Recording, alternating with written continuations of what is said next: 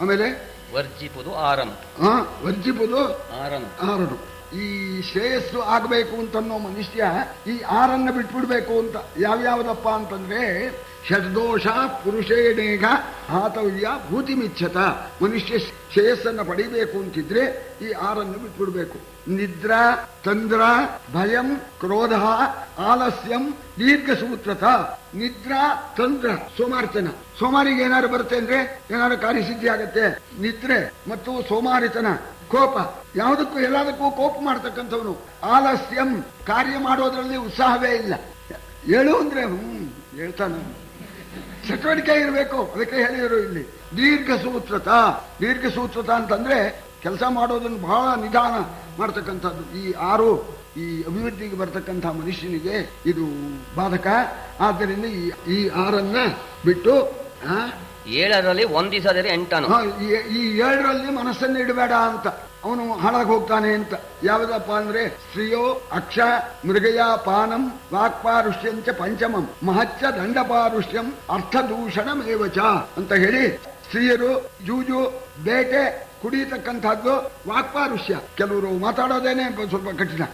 ವೇದನೆ ಆಗುವಂತೆ ಮಾತಾಡಿದರೆ ಅವನಿಗೆ ಶ್ರೇಯಸ್ಸಾಗೋಲ್ಲ. ಮತ್ತು ದಂಡಪಾರುಷ್ಯ ಅಂತ, ಈ ರಾಜನಾಗಿರ್ತಕ್ಕವನು ಶಿಕ್ಷೆ ಮಾಡಬೇಕಾದ್ರೆ ತಪ್ಪಿಗೆ ತಕ್ಕಷ್ಟು ಶಿಕ್ಷೆ ಮಾಡಬೇಕು ವಿನಃ ಅತಿಶಯವಾದ ಶಿಕ್ಷೆ ನಾವು ಮಾಡಬಾರದು. ಅದಕ್ಕೆ ದಂಡಪಾರುಷ್ಯ ಅಂತ. ಅರ್ಥದೂಷಣ, ದುಡ್ಡನ್ನು ಸಂಪಾದನೆ ಮಾಡಬೇಕಾದ್ರೆ ನ್ಯಾಯವಾದ ಮಾರ್ಗದಿಂದ ಸಂಪಾದನೆ ಮಾಡಬೇಕು. ಮತ್ತು ವ್ಯಯ ಮಾಡೋದು ಕೂಡ ನ್ಯಾಯವಾದ ಮಾರ್ಗಕ್ಕೆ ವ್ಯಯ ಮಾಡಬೇಕು. ಅದು ಮಾಡದೇ ಇದ್ರೆ ಅರ್ಥದೂಷಣ ಅಂತ. ಈ 7 ಕೂಡ ತ್ಯಾಜ್ಯವಾಗಿರ್ತಕ್ಕಂಥದ್ದು. ಆಮೇಲೆ 8ನ್ನ ತಿಳಿದು 9ರಲ್ಲಿ ಮುಂದಕ್ಕೆ ಹೋಗು. 8 ಯಾವುದಪ್ಪ ಅಂದ್ರೆ ವಿದ್ಯಾಧ್ಯಯನ ದಾನಾನಿ ತಪಃ ಸತ್ಯಂ ಕ್ಷಮ ಘೃಣ ಅಲೋಭ ಇತಿ ಮಾರ್ಗೋಯಂ ಧರ್ಮಸ್ಯ 8 ವಿಧ ಸ್ಮೃತಃ. ಧರ್ಮಕ್ಕೆ 8 ವಿಧವಾಗಿರ್ತಕ್ಕಂಥ ಮಾರ್ಗ. ಯಜ್ಞ, ಅಧ್ಯಯನ, ದಾನ, ತಪಸ್ಸು, ಸತ್ಯ ಮತ್ತು ಕ್ಷಮ ಸೈರಣೆ, ಘೃಣ ದಯೆ, ಇನ್ನೊಬ್ರು ಕಷ್ಟದಲ್ಲಿ ದುಃಖದಲ್ಲಿ ಇರೋದನ್ನು ನೋಡಿ ಮರುಗೋದು, ಅದಕ್ಕೆ ದಯ, ಮತ್ತು ಅಲೋಭ ದುರಾಸೆ ಇಲ್ಲದೆ ಇರ್ತಕ್ಕಂಥದ್ದು. ಇದು ಧರ್ಮಕ್ಕೆ 8 ವಿಧವಾಗಿರ್ತಕ್ಕ ಮಾರ್ಗ. ಇದರಲ್ಲಿ 2 ಭಾಗ ಮಾಡಿದ್ರೆ 4 ಬರುತ್ತಲ್ಲ. ಪೂರ್ವ ಚತುರ್ವರ್ಗ ಪರ ಚತುರ್ವರ್ಗ ಅಂತಾರೆ. ತತ್ರ ಪೂರ್ವ ಚತುರ್ವರ್ಗೋ ದಂಭಾರ್ಥಮಪಿ ಸೇವ್ಯತೆ. ಮೊದಲನೇ 4 ಇದೆಯಲ್ಲ, ಅದು ದಂಭಾರ್ಥವಾಗಿಯೂ ಕೂಡ ಅದನ್ನು ಆಚರಿಸ್ತಾರೆ ಅಂತ. ದಂಭ ಅಂದ್ರೆ ಏನು ಅಂತ, ಇವ್ರು ಬಹಳ ದೊಡ್ಡವರು ತಿಳ್ಕೊಳ್ಳಿ ಅಂತ ಮಾಡೋದು, ಬಾವುಟ ಏರ್ಸೋದು, ಅದಕ್ಕೆ ದಂಭ ಅಂತ. ಸುಮ್ಮನೆ ಜಪ ಮಾಡ್ತಾ ಕೂತಿರೋದು, ಬಹಳ ಜಪ ಮಾಡ್ತಕ್ಕಂಥ ತಪಸ್ಸು, ಇದೆಲ್ಲ ದಂಭಕ್ಕೆ ಮಾಡ್ತಕ್ಕಂಥದ್ದು. ಈ ಯಜ್ಞ ಅಧ್ಯಯನ, ಯಜ್ಞ ಅಂದ್ರೆ ಯಜ್ಞ ಮಾಡೋದು, ಸತ್ಯನಾರಾಯಣ ವ್ರತ ಮಾಡ್ತೀನಿ ಅಂತ. ಯಾಕೆ ಎಲ್ಲರನ್ನು ಮೋಸ ಮಾಡೋದಕ್ಕೋಸ್ಕರ ಈಗ ಮಾಡಬಹುದು ಅಂತ. ಅಂದ್ರೆ ಸಹಜವಾಗಿಯೂ ಮಾಡ್ತಾರೆ, ಈ ದಂಭಾರ್ಥವಾಗಿಯೂ ಮಾಡಬಹುದು ಮೊದಲನೇ ಚತುರ್ವರ್ಗವನ್ನ. ಯಜ್ಞ ಯಜ್ಞ ಅಧ್ಯಯನ ದಾನ ತಪಸ್ಸು. ಈ ಇನ್ನು 4 ಇದೆಯಲ್ಲ, ಅದು ಮಹಾತ್ಮರಲ್ಲಿ ಮಾತ್ರ ಇರ್ತಕ್ಕಂಥದ್ದಂತೆ. ಉತ್ತರಶ್ಚ ಚತುರ್ವರ್ಗೋ ಮಹಾತ್ಮನಿ ತಿಷ್ಠತಿ. ಮಹಾತ್ಮರಲ್ಲಿ ಮಾತ್ರ ಆ ಉತ್ತರ 4 ಯಾವ್ಯಾವುದಪ್ಪ ಅಂದ್ರೆ ಸತ್ಯ ಕ್ಷಮ ಘೃಣ ಅಲೋಭ ಅಂದ್ರೆ ದುರಾಸೆ ಇಲ್ಲಿರ್ತಕ್ಕಂಥದ್ದು. ಈ 4 ಮಹಾತ್ಮರಲ್ಲಿ ಮಾತ್ರ ಇರುತ್ತೆ.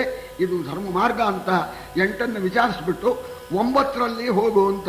9 ಯಾವುದಪ್ಪ ಅಂದ್ರೆ ನವದ್ವಾರಂ ಇದಂ ದೇಹಂ. ಈ ದೇಹ ಇದೆಯಲ್ಲ, ಇದಕ್ಕೆ 9 ಬಾಗಿಲು. ನವದ್ವಾರಂ ಇದಂ ದೇಹಂ ಅಂತ ಹೇಳಿ, ಈ ದೇಹ ಬಂದಿರತಕ್ಕಂಥದ್ದು ಭಗವಂತನ ಅನುಗ್ರಹದಿಂದ. ಇದರಿಂದ ಎಲ್ಲದನ್ನು ಕೂಡ ನಾವು ಸಾಧನೆ ಮಾಡ್ಕೋಬಹುದು ಅಂತ. ಈ ದೇಹವನ್ನ ಸರಿಯಾಗಿ ಕಾಪಾಡಿಕೊಂಡು ಮುಂದುವರಿಬೇಕು ಅಂತ 9ರಲ್ಲಿ ಮುಂದುವರಿ. ನವದ್ವಾರಂ ಇದಂ ಭೀಷ್ಮ. ಇದೊಂದು ಮನೆ, ಈ ದೇಹ ಅಂತಕ್ಕಂಥದ್ದು ಒಂದು ಮನೆ. ಇದಕ್ಕೆ 9 ಬಾಗಿಲು. ತ್ರಿಸ್ಥೂಣಂ 3 ಕಂಬ ಈ ಮನೆಗೆ. ಸತ್ವ ರಜಸ್ಸು ತಮಸ್ಸು ಅಂತ 3 ಗುಣಗಳೇನೆ 3 ಕಂಬ. ಪಂಚ ಸಾಕ್ಷಿಕಂ 5 ಇಂದ್ರಿಯಗಳು ಸಾಕ್ಷಿಭೂತವಾಗಿರ್ತಕ್ಕಂಥದ್ದು. ಕ್ಷೇತ್ರಜ್ಞ ಅಧಿಷ್ಠಿತಂ. ಕ್ಷೇತ್ರಜ್ಞ ಅಂದ್ರೆ ಪರಮಾತ್ಮ.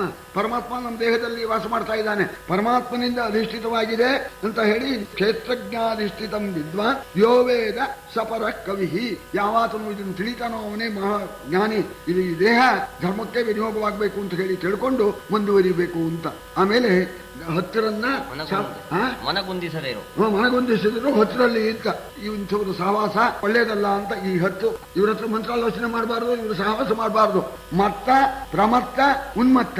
ಮತ್ತ ಅಂದ್ರೆ ಸ್ವಲ್ಪ ಹೆಂಡ ಕುಡಿದವನು, ಸ್ವಲ್ಪ ಮಗ ಅವನಿಗೆ ಬುದ್ಧಿ ಕಮ್ಮಿಯಾಗಿರುತ್ತೆ. ಪ್ರಮತ್ತ ಅಂತಂದ್ರೆ ಈ ಧನ ಯೌವನ ಈ ಗರ್ವದಿಂದ ಕೂಡ್ಕೊಂಡವನು ಪ್ರಮತ್ತ ಅಂತ. ಧನಾದಿಗಳಿಂದ ಮದಿಸಿರ್ತಕ್ಕವನಿಗೆ ಪ್ರಮತ್ತ. ಉನ್ಮತ್ತ ಅಂದ್ರೆ ಹುಚ್ಚಿಡಿದವನು. ಇವರು ಸಮಾಸ ಮಾಡಿದರೆ ಮನುಷ್ಯನಿಗೆ ಒಳ್ಳೇದಾಗತ್ತೆ. ಮತ್ತ, ಪ್ರಮತ್ತ, ಉನ್ಮತ್ತ, ಶ್ರಾಂತ. ದಣಿದು ಬಂದಿದ್ದಾನೆ ಸ್ವಾಮಿ, ಧರ್ಮದ ವಿಚಾರ ಅವನ ಹತ್ರ ಹೋದ್ರೆ ಧರ್ಮದ ವಿಚಾರ ಹೇಳ್ತಾನೆ ಅವನು. ಆಮೇಲೆ ಕ್ರುದ್ಧೋ ಬುಭುಕ್ಷಿತ, ಬಹಳ ಹಸಿವಾಗಿರುತ್ತೆ ಅವನು. ಊಟನ ತಿಂಡಿನ ಹೊಡಿಬೇಕು. ಸ್ವಾಮಿ ಬರ್ರಿ ಇಲ್ಲಿ ಸ್ವಲ್ಪ ಧರ್ಮ ಹೇಳೋಕ್ ಬರ್ರಿ ಇದ್ರೆ ಅವನು ನಿಂತ ಹೇಳ್ತಾನೆ ಅವನು. ಹಾಗೇನೆ ಕೋಪಗೊಂಡವನ ಹತ್ರ ಅವನು ಸಹವಾಸ ಮಾಡಬಾರ್ದು. ತ್ವರಮಾನಶ್ಚ ಲುಬ್ಧಶ್ಚ, ಆತುರ ಎಲ್ಲ ಹೋಗ್ಬೇಕು. ಅವ ಟಿಕೆಟ್ ತಗೊಂಡಿದ್ದಾನೆ, ಪಾಸ್ ತಗೊಂಡಿದ್ದಾನೆ, ಇದಕ್ಕೆ ಹೋಗ್ಬೇಕು, ಅವನು ಟ್ರೈನಿಗೋ ಎಲ್ಲಿಗೋ ಹೋಗ್ಬೇಕು, ಇಲ್ಲಿ ಬರ್ರಿ ಇಲ್ಲಿ ಇದ್ರೆ ಅವನು ಎಲ್ಲಿ ಬರ್ತಾನೆ ಅವನು. ಅದಕ್ಕೆ ತ್ವರಮಾನ, ಅವನು ಕೂಡ ಅವನ ಸಹವಾಸವನ್ನು ಮಾಡಬಾರ್ದು. ಲುಬ್ಧ, ಬಹಳ ಲೋಭಿಯಾಗಿರ್ತಕ್ಕವನು. ಭೀತಃ, ಭಯಗೊಂಡಿರೋನು ಅಂತ ಇದ್ದಾಗ ಹೇಳೋದಕ್ಕೆ ಹೇಳಿರೋನು. ಅಂಥವನ ಹತ್ರ ಧರ್ಮ ವಿಚಾರ ಮಾಡಬಾರ್ದು. ಕಾಮೀಚ ತೇ ದಶ ಅಂತ. ಕಾಮಿ ಇವರು 10 ಜನ, ಇವರು ಧರ್ಮ ಜಿಜ್ಞಾಸೆಗೆ ಕಾರಣರಲ್ಲ. ಆಮೇಲೆ 8, ಹಾವು ಹಲವನು ಕಡೆದು ಲೋಕಕ್ಕೆ ಸಾವತಗವನು, 100 ಮಕ್ಕಳನ್ನು ಆವ ಪರಿಯಲಿ ಕಡೆದು ಕೆಡಿಸಿದೆ ಭೂಮಿ ಭಾರಕರ.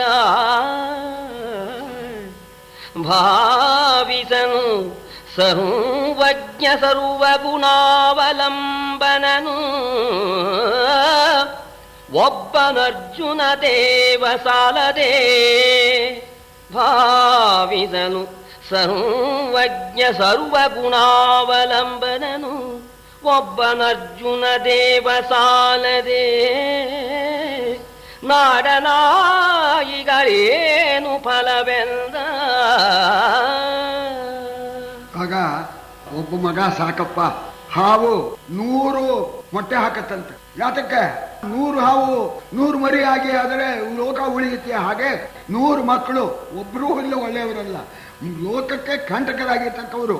ಇಂಥ 100 ಮಕ್ಕಳನ್ನ ಪಡೆದು ಬಿಟ್ಟು ಭೂಮಿನೇ ಹಾಳು ಮಾಡ್ಬಿಟ್ರೆ ನೀನು. ಒಬ್ಬ ಮಗ ಸಾಕು. ಯಾರು? ಭಾವಿಸಲು ಸರ್ವಜ್ಞ ಮಹಾನುಭಾವ, ಭಗವದ್ ಅನುಗ್ರಹಕ್ಕೆ ಪಾತ್ರನಾದ ವೀರ ಅರ್ಜುನಂತ ಒಬ್ಬ ಮಗ ಸಾಲದೆ 100 ಮಕ್ಕಳು ಕಟ್ಕೊಂಡೇನು. ಧರೆಯೊಳಗೆ ಕಡು ಮೂರ್ಖರಿವರಿಬ್ಬರು ಕಣ,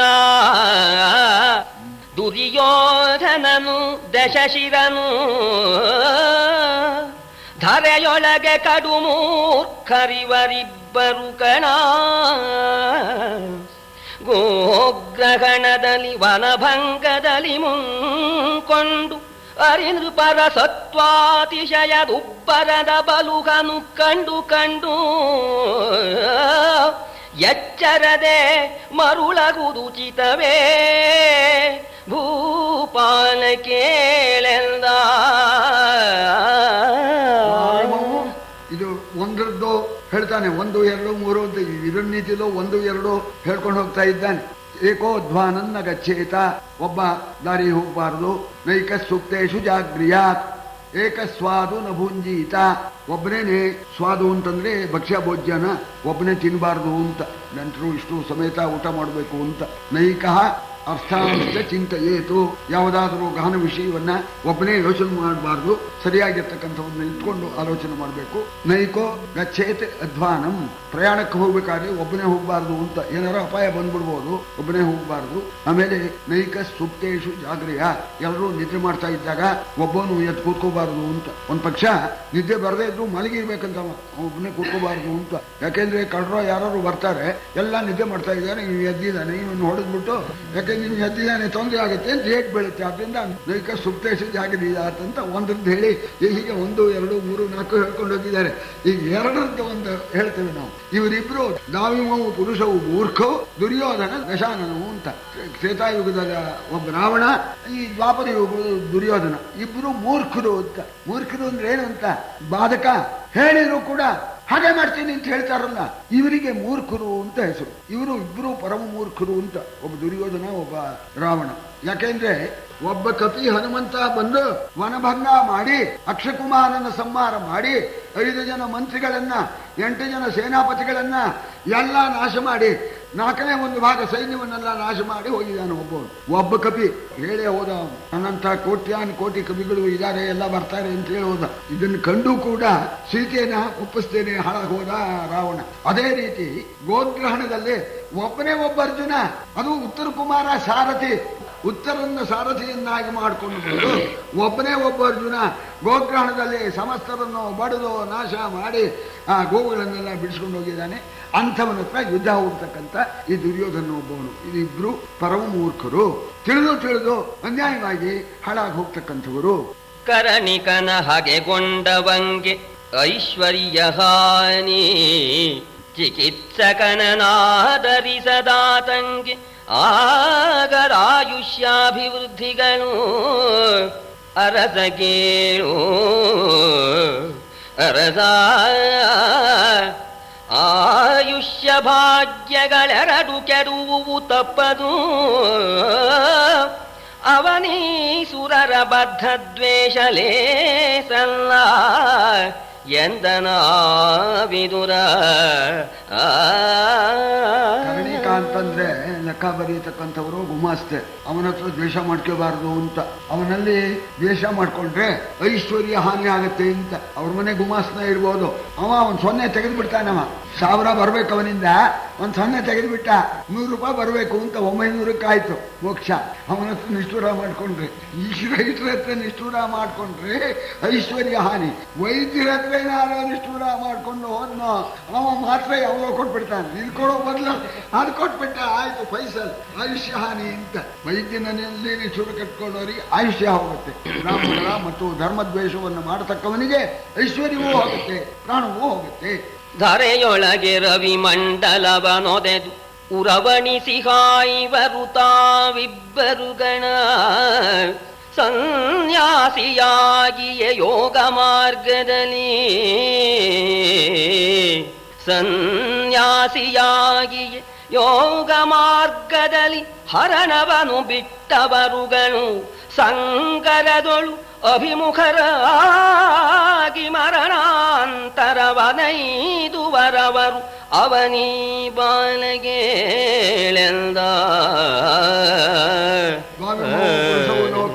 ಸೂರ್ಯಮಂಡಲ ಭೇದಿನವು ಪರಿವಿರಾಟ್ ಯೋಗಯುಕ್ತಶ್ಚ ರಣೇಚ ಅಭಿಮುಖೋ ಹತಃ ಅಂತ. ಸನ್ಯಾಸಿ ಬ್ರಹ್ಮರಂಧ್ರದಿಂದ ಪ್ರಾಣವನ್ನ ಬಿಡ್ತಾನೆ. ಅಂಥವನು ಸೂರ್ಯಮಂಡಲವನ್ನು ಭೇದಿಸಿಕೊಂಡು ಹೋಗ್ತಾನೆ. ಯುದ್ಧದಲ್ಲಿ ಹಿಮ್ಮೆಟ್ಟದೇನೆ ಆ ಯುದ್ಧದಲ್ಲಿ ಎದುರಾಗಿ ಹೋಗಿ ಪ್ರಾಣವನ್ನು ಒಪ್ಪಿಸ್ತಕ್ಕಂಥವನು. ಅವನು ಕೂಡ ಬ್ರಹ್ಮಲೋಕಕ್ಕೆ ಹೋಗ್ತಾನೆ, ಸೂರ್ಯಮಂಡಲವನ್ನು ಭೇದಿಸಿಕೊಂಡು ಹೋಗ್ತಾನೆ ಅಂತ ಇವರಿಬ್ರು ಕೂಡ. ಇದು 2ರ ಲೆಕ್ಕ. ಇನ್ನೊಂದು ಪದ್ಯ ಬಹಳ ಸ್ವಾರಸ್ಯವಾಗಿದೆ. ಸುರರ ಮೇಳದಲಾಡುವವರಿಬ್ಬರು ಕಣ, ಪ್ರಭುವಾಗಿಯು ಕ್ಷಮೆ ಬೆರೆಸಿದವನು ದರಿದ್ರನಾಗಿಯು ದಾನಿಯನಿಸುವನು. ಅರಿದೆನಿಸದತಿ ಬಲನ ಧರ್ಮೋತ್ಕರುಷ, ದುರ್ಬಲಯುತನ ಸೈರನೆ ಸರಿಸಬೆನಿಸದು. ರಾಯ ಚಿತ್ತೈಸೆಂದನಾವಿದುರ. ಎಂದನಾವಿದುರ ಅಂತ ಎಲ್ಲಾ ಪದ್ಯದಲ್ಲೂ ಚಿತ್ತೈಸೆಂದನಾವಿದುರ ಅಂತಲೇ ಬರುತ್ತೆ. ದ್ವಾವಿಮವು ಪುರುಷವು ಲೋಕೆ ಸ್ವರ್ಗಸ್ಯೋಪರಿ ತಿಷ್ಠಿತಃ ಅಂತ. ಸ್ವರ್ಗಲೋಕದಕ್ಕೂ ಕೂಡ ಮೇಲೆ ಹೋಗಿ ಅಲ್ಲಿ ಭೋಗ ಅನುಭವಿಸ್ತಾರೆ ಅಂತ. ಯಾರಪ್ಪ ಅಂದ್ರೆ ಪ್ರಭುಶ್ಚ ಕ್ಷಮಯಾ ಯುಕ್ತ ದರಿದ್ರಶ್ಚ ಪ್ರಧಾನವಾನ್ ಅಂತ. ಪ್ರಭು ಅಂದ್ರೆ ಸಮರ್ಥ, ಶಿಕ್ಷೆ ಮಾಡೋಕೆ ಯೋಗ್ಯತೆ ಇದ್ರೂ ಕೂಡ ಏನೋ ವಿವೇಕದಿಂದ ಮಾಡಿದ್ದಾನೆ, ಕ್ಷಮಿಸ್ಬಿಡೋಣ ಅಂತ ಕ್ಷಮಿಸ್ತಾರಲ್ಲ ಅಂತಹ ಮಹಾನುಭಾವ ಅವನು. ಮತ್ತು ಬಡವನಾಗಿದ್ರೂ ಕೂಡ ದಾನ ಮಾಡ್ತಕ್ಕಂಥ ಬುದ್ಧಿ ಉಳ್ಳವನು, ದಾನ ಮಾಡೋನು, ಇದ್ದಿದ್ದಲ್ಲೇ ದಾನ ಮಾಡೋನು. ಇವರಿಬ್ರು ಸ್ವರ್ಗಲೋಕದಲ್ಲಿ ಸುಖವಾಗಿರ್ತಾರೆ ಅಂತ. ಈ ಧನ ಇದ್ದು ದಾನ ಮಾಡೋದೇನು ಒಂದು ಅತಿಶಯವಲ್ಲ. ಕೈಯಲ್ಲಿ ಆಗದೇನೆ ಕ್ಷಮಿಸೋದು ಇದು ಅಲ್ಲ ಅಂತ ಬಿಟ್ಬಿಟ್ಟಿದ್ದೀನಿ. ಬಿಡದೆ ಏನ್ ಮಾಡ್ತಾನೆ, ಇವನಿಗೆ ಹೋಗಿ ಬೇಕಿಟ್ಟಿದೆಯೇನು, ಏನೋ ಬಿಟ್ಟೆ. ಅದಕ್ಕೆ ಕೈಯಲ್ಲಾಗದವನ ಈ ಸೈರಣಿಗೂ ಬೆಲೆ ಇಲ್ಲ ಅಂತ ಇಲ್ಲಿ ಯಾತಕ್ಕೆ ಈ ಮಾತು ಒತ್ತು ಹೇಳ್ತಾನೆ ಅಂತಂದ್ರೆ, ಪ್ರಭುಶ್ಚ ಕ್ಷಮೆಯ ಯುಕ್ತ ಅಂದ್ರೆ ಧರ್ಮರಾಜ ಸಾಮಾನ್ಯನಲ್ಲ. ಅವನು ಬೇಕಾದ್ರೆ ನಿಮ್ಮನ್ನೆಲ್ಲ ನಾಶ ಮಾಡ್ತಕ್ಕಂಥ ಯೋಗ್ಯತೆ ಉಳ್ಳವನು. ಆದರೂ ಕೂಡ ಪಾಪ ಏನೋ ವಿವೇಕದಿಂದ ಮಾಡಿದ್ದಾರೆ, ನಮ್ಗೆ ಕೊಡೋದು ಕೊಟ್ಬಿಡ್ಲಿ, ಕ್ಷಮಿಸ್ಬಿಡೋಣ ಅಂತ ಕ್ಷಮಿಸ್ತಾನೆ ಅಂತ ಆ ಉದ್ದೇಶ ಇಟ್ಕೊಂಡು ಹೇಳ್ತಕ್ಕಂಥ ಮಾತು. ಪಿತನಿರಲು ದಾತಾರನಿರೆ ನಿಜ ಪತಿಗಿರಲು, ಸುತದಾಸ ಸತೀತ್ರಿತಯರು ಸ್ವಾತಂತ್ರ್ಯದವರಲ್ಲ ಆವ ಕಾಲದಲ್ಲಿ. ಕ್ಷಿತಿಯೊಳು ಉತ್ತಮ ಮಧ್ಯಮಾಧಮಗತಿಯ ಪುರುಷತ್ರಯವನು ಅವರಿಂಗಿತವನು ಅವರಾಯದವನರಿವೈ ಭೂಪ ಕೇಳನ. ಗಂಡ ಇರೋ ಕಾಲಕ್ಕೆ ಹೆಂಡತಿಗೆ ಸ್ವಾತಂತ್ರ್ಯ ಇಲ್ಲ, ಅಪ್ಪ ಇರೋ ಕಾಲಕ್ಕೆ ಮಗನಿಗೆ ಸ್ವಾತಂತ್ರ್ಯ ಇಲ್ಲ, ಸ್ವಾಮಿ ಧಣಿ ಇರೋ ಕಾಲಕ್ಕೆ ದಾಸನಿಗೆ ಸ್ವಾತಂತ್ರ್ಯ ಇಲ್ಲ. ನೋಡಪ್ಪ, ಹೀಗಿದೆ ವಿಚಾರ. ಈಗ ದುರ್ಯೋಧನಿಗೇನು ಸ್ವಾತಂತ್ರ್ಯ ಇಲ್ಲ, ನೀನು ಅಧಿಕಾರಿ. ಈ ಮಾತು ಯಾಕೆ ಹೇಳ್ತಾನೆ ಅಂದ್ರೆ ಇವ್ರು ಮೂವರಿಗೂ ಸ್ವಾತಂತ್ರ್ಯ ಇಲ್ಲ ಅಂತನ್ನೋ ಮಾತನ್ನು ಒತ್ತೆ ಹೇಳ್ತಾನೆ ವಿದುರ. ಎಲ್ಲ ನಿಂದು, ನೀನು ಇರೋವರೆಗೂ ನಿಮ್ಮ ಮಗನಿಗೆ ಏನಿಲ್ಲ, ಸ್ವಾತಂತ್ರ್ಯ ಇಲ್ಲ, ಕೊಡೋ ನೀನು. ಮಗನಿಗೆ ಕೇಳೋಕ್ ಹೋಗ್ತಾನಿವ, ಕೊಡೋಣಿವೆ ಅಂತ. ಅವನಿಗೆ ಹಕ್ಕಿದೆಯಾ ನೋಡಿ, ಆ ರೀತಿ ಹೇಳ್ತಾ ಇದ್ದಾನೆ. ತಂದೆ ಇರೋವರೆಗೂ ಮಗನಿಗೆ ಯಾವ ವಿಧಾನ ಹಕ್ಕು ಇಲ್ಲ. ಖಾತೆ ಎಲ್ಲ ತಂದೆ ಹೆಸರಿನಲ್ಲೇ ಇರೋದು, ಮಗನ ಹೆಸರಿಗೆ ಬರೋದಿಲ್ಲ, ಹೋದ್ಮೇಲೆ ಬರೋದು. ನಿಂದೆ ಕಣ, ನೀ ಕೊಟ್ಬಿಡ. ಈಗ ಮೊದಲು ಹೇಳಿದ ಧರ್ಮರಾಜ ಪ್ರಭುವಾದ್ರೂ ಕ್ಷಮಿಸಿದಾನೆ ಅಂತ ಅವನು ಹೊಗಳಿದ. ನೀನಿರೋವರೆಗೂ ನಿನ್ನ ಮಗನಿಗೆ ಸ್ವಾತಂತ್ರ್ಯ ಇಲ್ಲ. ಅವನಿಗೆ ಕೊಡ್ತಕ್ಕಂಥದ್ದನ್ನ ಅವರ ರಾಜ್ಯನ ಅವರಿಗೆ ಕೊಟ್ಬಿಡು, ನಿನ್ನ ಕೈಯಲ್ಲಿದೆ. ಅವನ ಹತ್ರ ನೀ ಕೇಳ್ತಾ ಇದೀಯಾ? ಸಿರಿಯನುಳ್ಳವನವನೆ ಕುಲಜನು, ಸಿರಿಯನುಳ್ಳವನೇ ವಿದಗ್ಧನು. ಸಿರಿಯನುಳ್ಳವನವನೆ ಕುಲಜನು, ಸಿರಿಯನುಳ್ಳವನೇ ವಿದಗ್ಧನು. ಸಿರಿಯನುಳ್ಳವನೇ ಮಹಾತ್ಮನು, ಸಕಲ ಗುಣಯುಧನು. ಸಿರಿಯನುಳ್ಳವನೇ ಸುಶೀಲನು, ಸಿರಿರಹಿತ ಶಿವನಾದೊಡಾಗಲಿ ಸರಕು ಮಾಡದು ಲೋಕವು ಅವನೀ ಪಾಲ ಕೇಳೆಲ್ಲ. ಲಕ್ಷ್ಮಿ ಸತ್ವಗುಣ ಪ್ರಧಾನ ದೇವತೆ. ಅದು ಇದ್ರೆ ಏನಾಗತ್ತೆ ಅಂತ ಹೇಳ್ತಾ ಇದ್ದಾನೆ. ಆ ಲಕ್ಷ್ಮಿ ಇದ್ರೆ ಅವನೇನೆ ಸತ್ಕುಲ ಪ್ರಸೂತ ಅಂತ ಅನಿಸ್ಬಿಡ್ತಾನೆ. ಅವನೇನೆ ಮಹಾತ್ಮ, ಅವನೇನೆ ಸಕಲ ಗುಣಯುತನು ಅಂತ. ಎಲ್ಲಿ ಇಲ್ಲದೆ ಎಲ್ಲೇ ಯಸ್ಯಾಸ್ತಿ ವಿತ್ತಂ ಸನರಃ ಕುಲೀನಃ ಸಪಂಡಿತ ಸಶ್ರುತಿಮಾನ್ ಗುಣಜ್ಞ ಸ್ವಯೇವ ಭಕ್ತ ಸಚ ದರ್ಶನೀಯ. ಮನ್ಮಥ ಕಂಡ್ರೆ ಗುರುಪಿಯಾಗಿದ್ರು ಮನ್ಮಥ. ಸಿರಿ ರಹಿತನು ಶಿವನಾಗಲಿ, ಶಿವನೇ ಇರ್ಬೋದವ. ಸಿರಿ ಇಲ್ಲ ಅಂತ ಆದ್ರೆ ಅವನನ್ನ ಯಾರೂ ಲಕ್ಷಿಸೋದಿಲ್ಲ. ಹೀಗಿದೆ ನಿನ್ ತಮ್ಮನ ಮಕ್ಕಳು, ಅವ್ರು ಹಾಗೆ ಇರ್ಬೇಕೇನಪ್ಪ, ಅವರಿಗೂ ಅಷ್ಟು ರಾಜ್ಯ ಕೊಡು ಅಂತ ಆ ದೃಷ್ಟಿಯಿಂದ ಹೇಳ್ತಾ ಇದ್ದಾನೆ. ಶರೀರಹಿತನ ಶಿವನಾದರೂ ಲಕ್ಷಿಸೋದಿಲ್ಲ. ನಿನ್ನ ಮಕ್ಕಳು, ತಮ್ಮನ ಮಕ್ಕಳು, ಅವರಿಗೆ ಕೊಡ್ಬೇಕಾದಂತೆ ಕೊಟ್ಬಿಡು. ಸಲಹಿದೊಡೆಯನ ದಿವ್ಯ ಮಂತ್ರವ ಕಲಿಸಿದಾಚಾರ್ಯನನು, ಅನುವರದೊಳಗೆ ತಲೆಗಾಯಿದನ, ದುರ್ಭಿಕ್ಷದನಿ ಸಲಗಿದನ. ಜಲದೊಳಾಳ್ದನ ನೆತ್ತಿದನನು, ಉರಿಯೊಳಗೆ ಪರಿಹರಿಸಿದನ. ಮರೆದವನಿಳಿವನೈ ಕುಲಕೋಟಿ ಸಹಿತ ಮಹಾಂಧ ನರಕದಲ್ಲಿ. ಘೋಷಯಾತ್ರೆಯ ಸಂದರ್ಭದಲ್ಲೇ ಚಿತ್ರಸೇನ ಕಟ್ಕೊಂಡು ಹೋಗ್ತಾನಲ್ಲ ಕೌರವರನ್ನ, ಆಗ ಪಾಂಡವರು ಬಿಡಿಸ್ತಾರಲ್ಲ, ಆ ದೃಷ್ಟಿಯನ್ನು ಇಟ್ಕೊಂಡು ಹೇಳ್ತಾ ಇದ್ದಾನೆ. ಇಂಥವರನ್ನ ಯಾರು ಮರೀತಾರೋ ಅವ ನರಕಕ್ಕೆ ಹೋಗ್ತಾನೆ. ಅವ ಒಬ್ಬನೇ ಹೋಗೋದಿಲ್ವಂತೆ. ಮರದೇವ ಇಳಿವಿನೈ ಕುಲಕೋಟಿ ಸಹಿತ ಮಹಾಂಧ ನರಕದಲ್ಲಿ. ಮಹಾನರಕ, ಆ ಮಹಾನರಕಕ್ಕೆ ಹೋಗ್ತಾನಂತೆ ಕುಲಕೋಟಿ ಸಮೇತವಾಗಿ ಅಂತ. ಯಾರ್ಯಾರು ಅಂದ್ರೆ ಸಲಹಿದ ಒಡೆಯನ, ಆಪತ್ಕಾಲದಲ್ಲಿ ಕಾಪಾಡಿರ್ತಕ್ಕಂತಹ ಸ್ವಾಮಿಯನ್ನ, ದಿವ್ಯ ಮಂತ್ರವನ್ನ ಉಪದೇಶ ಮಾಡಿರ್ತಕ್ಕಂಥವನನ್ನ ಮತ್ತು ಕಲಿಸಿರ್ತಕ್ಕಂಥ ಆಚಾರ್ಯನನ್ನ ಯಾವನು ಮರೀತಾನೋ, ಅನುವರದೊಳಗೆ ತಲೆಗಾಯಿದನ, ಯುದ್ಧದಲ್ಲಿ ತಲೆಯನ್ನ ಉಳಿಸಿರ್ತಕ್ಕಂಥವನ, ದುರ್ಭಿಕ್ಷ ಕಾಲದಲ್ಲಿ ಕಾಪಾಡಿರ್ತಕ್ಕಂಥವನ, ನೀರಿನಲ್ಲಿ ಮುಳುಗಿ ಹೋಗ್ತಾನೆ ಅಂಥವನನ್ನ ಎತ್ತಿ ಅವನ ಪ್ರಾಣವನ್ನು ಉಳಿಸ್ತಾನೆ. ಅಂಥವನ ಉರಿಯೊಳಗೆ ಪರಿಹರಿಸಿದನ, ಆ ಬೆಂಕಿ ಉರಿಯಿಂದ ತಪ್ಪಿಸ್ತಾನೆ. ಇಂಥವನ್ನ ಯಾರು ಮರೀತಾರೋ ಅವರು ಕುಲಕೋಟಿ ಸಮೇತರಾಗಿ ನರಕಕ್ಕೆ ಹೋಗ್ತಾರೆ.